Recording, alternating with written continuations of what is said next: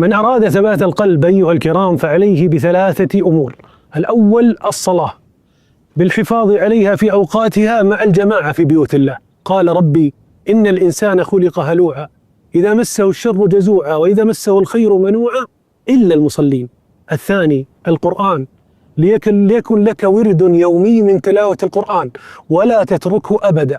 قال سبحانه عن القرآن كذلك لنثبت به فؤادك ورتلناه ترتيلا.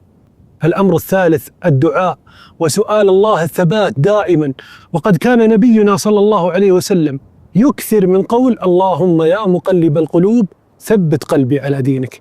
وعلمنا القرآن أن أولي الألباب كان دعاءهم ربنا لا تزغ قلوبنا بعد إذ هديتنا وهب لنا من لدنك رحمة إنك أنت الوهاب.